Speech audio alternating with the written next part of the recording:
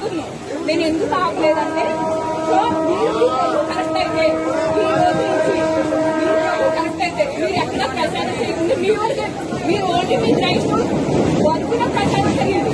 వేరే ఏ హిందువు దగ్గరికి వెళ్ళి ప్రచారం చేయొద్దు. మీ ప్రభు కరెక్ట్ అయితే అది మీ ప్రభు రాంగ్ అయితే ప్రతి హిందువు దగ్గరికి వెళ్ళి మా ప్రభుని నమ్ముకోండి అని చెప్పండి. మా దేవుళ్ళు మాకు గొప్ప కాబట్టి మేము ఏ క్రైస్తవ దగ్గరికి వెళ్ళి ఏ ముస్లిం దగ్గరికి వెళ్ళి మా దేవుళ్ళు నమ్ముకోండి మేము చెప్పం. ఎందుకంటే మా దేవుళ్ళు మాకు స్ట్రాంగ్. మీరు మధ్యలో వచ్చారు ఏంటంటే ఎవరు చెప్పలా ఎక్కడ ఇస్కాన్ వాళ్ళు నేను ఇస్కాన్ వాళ్ళు మీరు ఎక్కడ పుట్టారు? బ్రిటిష్ లోనే వాళ్ళని హరే కృష్ణ మూవ్మెంట్స్ ఉన్నాయి. ఇంగ్లీష్ వాళ్ళు హరే కృష్ణ మూవ్మెంట్ చేస్తున్నారు. మీరెక్కడ? మన భారతదేశం మంచిది కాబట్టి ఇక్కడ మీరు చాలా మంది అవుతున్నారు. అదే మా హిందువుల్లో కూడా అందరూ నాలా ఆలోచిస్తే మీరు ఈ మతం ఎప్పుడో అడగండి. మీరు చేపకన్నా నీరులా వచ్చేసారు. ఎందుకు తెలుసా? మా మంచితనం మా మంచితనం చేతగానం కదా.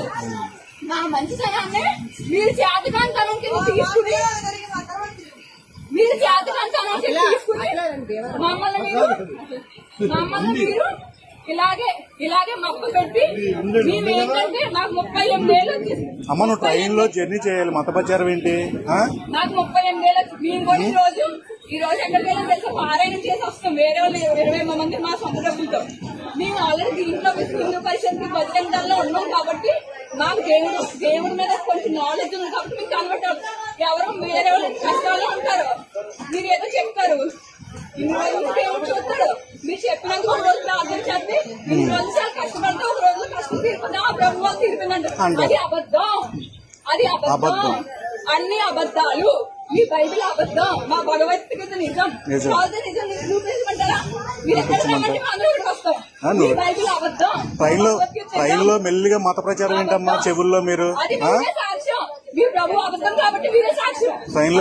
ట్రైన్ లో మత ప్రచారాలు ఏంటి? ఇంతమంది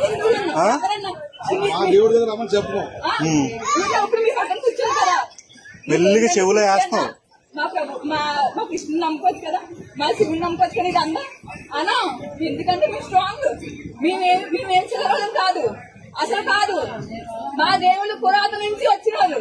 మీరు ఎక్కడో మధ్య నుంచి వచ్చి మీరు ఏంటంటే ఇక్కడ మన ఇండియాలో కొంచెం కష్టపడటం వల్ల తక్కువ డబ్బులు వస్తాయి కాబట్టి అక్కడి నుంచి అడ్డంగా డబ్బులు పంపిస్తున్నారు.